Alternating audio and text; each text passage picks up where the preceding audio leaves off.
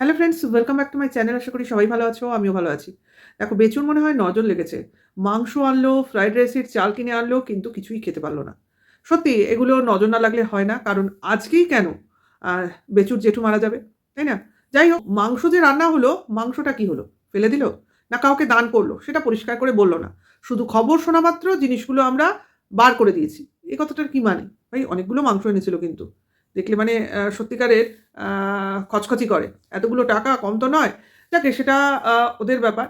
কিন্তু যখন কিনা এই রান্নাবান্নার কথা বলছিল, আ তখন মনে হচ্ছিল ভাই হঠাৎ করে কোনো ডেট সেরকম নয়, হ্যাঁ, একটা উইকডেজই তো বটে। ছেলে স্কুলে গেছিল এরকম একটা দিন। তারপর সেই দিনে আ বাড়িতে বাবা ব্যস্ত, নিজে ব্যস্ত, ব্যস্ত মানে ওই যেরকম ক্যামেরা হাতে ব্যস্ত, সেই ব্যস্ত। তো মা নিয়ে গেল বাচ্চাটাকে স্কুলে। সেই দিন হঠাৎ করে এরকম মাংস, ফ্রাইড রাইসের কি ব্যাপার? কেউ কি বাড়িতে আসছে? তো সেটা নিয়েই বলবো। তো তোমরা ভিডিওটা দেখো, অবশ্য করেই স্কিপ করো না। পুরো ভিডিওটা দেখো। এইবার দেখো, দিনের শুরু ভোরবেলা 8:30। তো সকালবেলা, সেটা মোটেও ভোর নয়। তো সেখান থেকে শুরু হলো। তো গ্রামে জানোই পরিবেশ ফাঁকা, ধোঁয়াধুলোবিহীন, কুয়াশায় ভরা এবং চারপাশে বাড়িঘর কম। তো মাঠ ঘাট সবুজ হয়ে রয়েছে ধোঁয়াশায়। একদম ঢেকে রয়েছে। তো হ্যাঁ, আমরা তো জানি এই কুয়াশার মধ্যে বেরোলে যে ঠান্ডার আ আ প্রকোপে পড়তে হয়, তার থেকে আবার রিলিফ পাওয়া খুবই মুশকিল। তার জন্যই দেখবে এই বেচুর মায়ের কাশিটা কিন্তু কোনোভাবেই কমছে না। কারণ এক তো এই কুয়াশা ভোরবেলায় উঠে কাজকর্ম করেন, প্লাস সবসময় জলের কাজ করতে হয় এবং ধোঁয়াধুলোর কাজ। তো এই সমস্ত কাজই এই ঠান্ডার হাত থেকে মুক্ত করে না। যতই তুমি ওষুধ খাও, যতই তুমি অ্যান্টিবায়োটিক খাও। তো এটাই মানে কি বলবো, এটা বিশ্রাম ছাড়া কোনোভাবেই রেমেডি পাওয়া সম্ভব নয়। তো এইবার দেখো, সকালবেলা ২ টো ছেলে বাড়িতে, বাচ্চাটাকে বাদ দিলে। তো তারা যত না কাজ করে, তার থেকে বেশি বোধহয় ওই মহিলা কাজে ব্যস্ত থাকেন। ঠিক আছে? তো বেচুর বাবাও যথেষ্ট খাটে। খাটে মানে ওই যে কাজগুলো না করলেও চলে, সেই কাজ করে। অর্থাৎ নিজের প্রয়োজনীয়তা বাড়াবার জন্য যে কাজগুলো উনি বেছে নেন, তো সেই কাজগুলো উনি ওনার মতো করে চালিয়ে যান। অর্থাৎ ওনার বাবার জমিতে উনি কি ফলাবেন, সেটা উনি ডিসিশন নেন। তো সেটা তো ওনার ভিডিওতেই আমি ক্লিয়ার করব। আমি মোটেও এই বেচুর কে নিয়ে যে কনটেন্ট করছি, এখানে আ ওনার কথাবার্তা নিয়ে আসবো না। ঠিক আছে? কিন্তু আমি কেন আনছি, যে দেখো বাচ্চাটা স্কুলে যাবে, তো স্কুলে দিয়ে আসা নিয়ে আসা করতে না তার আ বাবা যাচ্ছে, না তার দাদু যাচ্ছে। তো দাদু কোনো একটা কাজে ব্যস্ত। নিত্যদিন যান, আজকে নাই যেতে পারেন। ব্যস্ত আ বিজনেস আসতেই পারে বা শরীর খারাপ হতেই পারে। কোনো একদিন নাই যেতে পারেন। সেক্ষেত্রে বাচ্চার বাবা কি করে? ক্যামেরা হাতে কাজ করা আর শুট করা ছাড়া তো বাচ্চার বাবার দ্বিতীয় কোনো কাজ নেই। একটা জিনিস দেখো, বাচ্চার বাবা বেশ কয়েকদিন ধরেই বলে যাচ্ছে বিজনেস করব, বিজনেস করব। তো বাচ্চার বাবা তো এই ক্যামেরা ধরার থেকেই ছুটি পায় না। ছেলের পিছনে ২ মিনিট সময় খরচ করতে পারে না।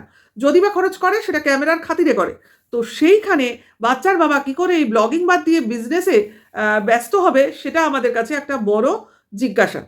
তো বুঝতে পারবো যদি ব্লগিং এর মধ্যে থাকে বেচু, কারণ বেচু তো বলেছিল বেশ কয়েকদিন পর ছুটিতে যাবে, নিরুদ্দেশে যাবে, ইত্যাদি, ইত্যাদি। তা বেচুর নিজের সেটা মনে আছে কিনা, সেটা আমাদের হয়তো মনে করিয়ে দিতে হবে।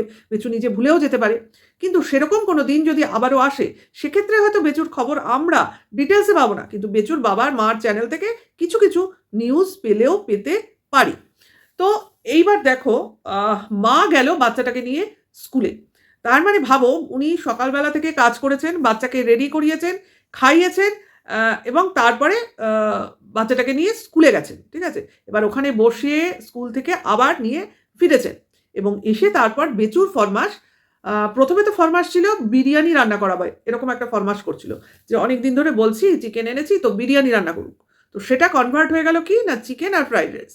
যাই হোক, কারণ শীতকাল, এমনি সময় ফ্রাইড রাইস খাই, আর শীতকালে ফ্রাইড রাইস খাবো না, এটা কি করে হতে পারে?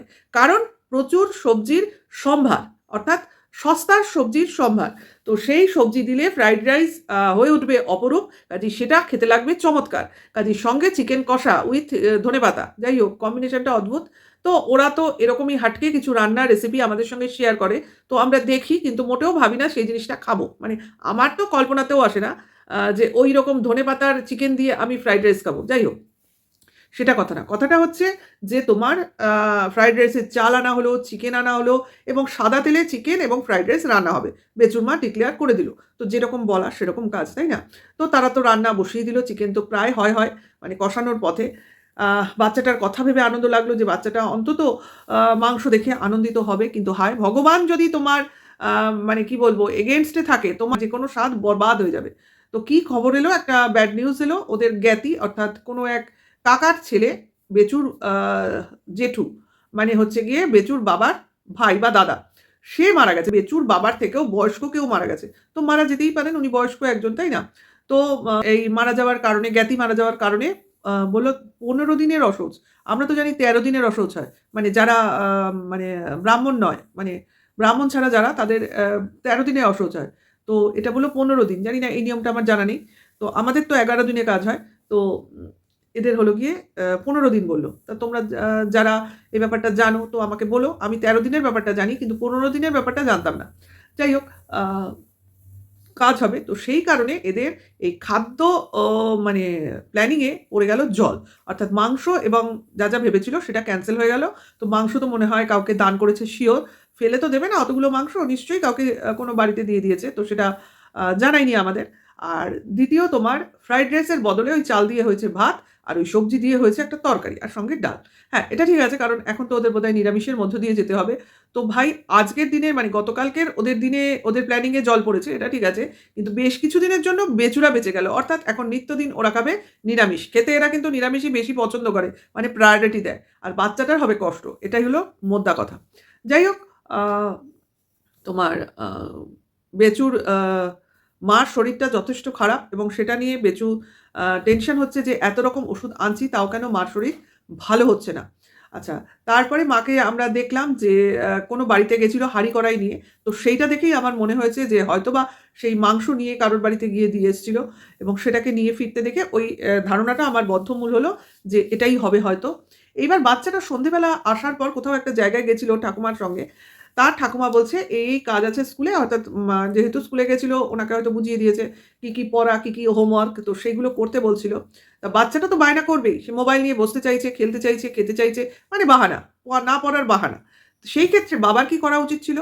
তার তো ইনিশিয়েটিভ নিয়ে পড়াতে বসানো উচিত ছিল। আরে ভাই, নিজে না পড়াস, যেটা পড়ানোর দরকার ছেলেটাকে বসিয়ে সেটা করা।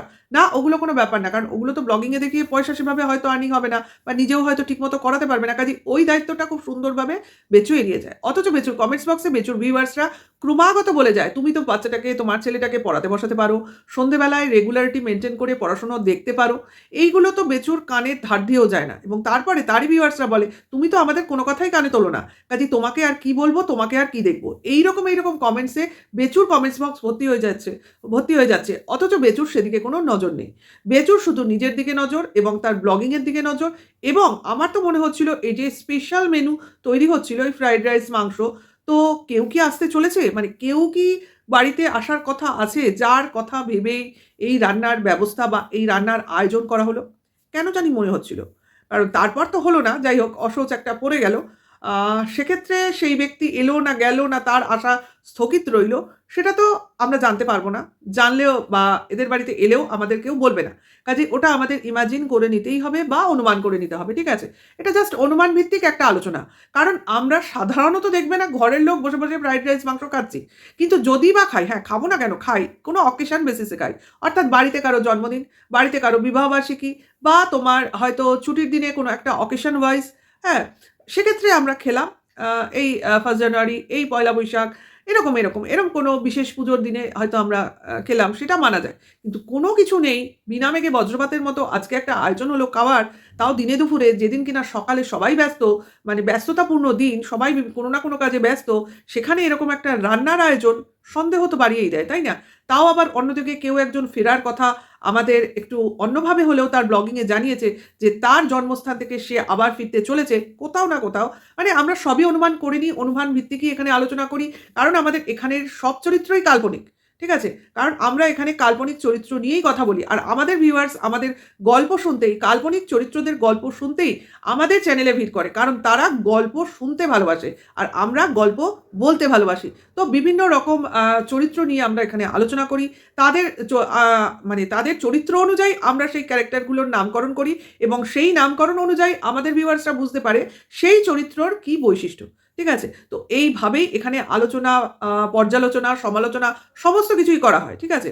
এইবার যেটা বলবো বা বলে শেষ করব সেটা হচ্ছে, বেচুর একটা রিলস আমাদের চোখে পড়লো। সেটা কি? না, মা আর ছেলেকে নিয়ে একটা রিলস করছে, একটা সুন্দর গানে রিলস করছে, কিন্তু মার এক্সপ্রেশন দেখার মতো মনে হচ্ছিল কোনো মাকে না দাঁড় করিয়ে ওখানে যদি কোনো গাছকেও দাঁড় করিয়ে বেচু এই সিনটা নিজে প্লে করতো, তাহলেও বোধহয় গাছের পাতা কিছুটা হলেও নড়তো। কিন্তু মার মুখে কোনো হাসি নেই। মার মুখ বজ্র কঠিন। সে না ঘোরে এদিকে, না ঘোরে ওদিকে। মানে অদ্ভুত একটা রিঅ্যাকশন উনি দিচ্ছিলেন। কিন্তু বাচ্চাটার রিঅ্যাকশন কিন্তু দুর্দান্ত ছিল। মানে সে প্রায় হেসেই কুপোকাত। না, হাসার কোনো জিনিস নেই। বেচুর প্রয়াস চলবে। চলছে, চলবে। এবার লং লাস্টিং করবে কিনা সে তো আমাদের ভবিষ্যতের বৌদি বলে দেবে।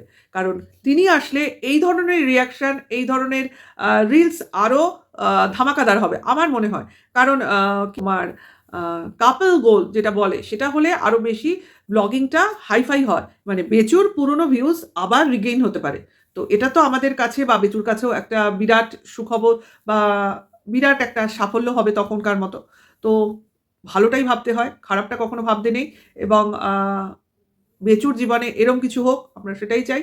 বেচুও জীবনে খুশি হোক, ওদিকে বাচ্চাটাও তার মার কাছে ভালো থাকুক, সুস্থ থাকুক এবং সুন্দর একটা সম্পর্ক এদের মধ্যে গড়ে উঠুক। ভাবতে কি আছে? কোনো অসুবিধা তো নেই। কি হবে না হবে সেটা তো ভবিষ্যতে এরা নিজেরা ঠিক করবে। তো ভিডিওটা এখানেই শেষ করব। খুব তাড়াতাড়ি আবার একটা নতুন কোনো ভিডিওর সাথে তোমাদের সঙ্গে দেখা হবে। নতুন ভিউয়ার্স হলে সঙ্গে থাকবে এবং সাবস্ক্রাইব করে চ্যানেলটায় অল নোটিফিকেশনটা অন করে দেবে। ভালো লাগলে লাইক, কমেন্ট, শেয়ার করবে। এখনকার জন্য এইটুকু। Tata, by.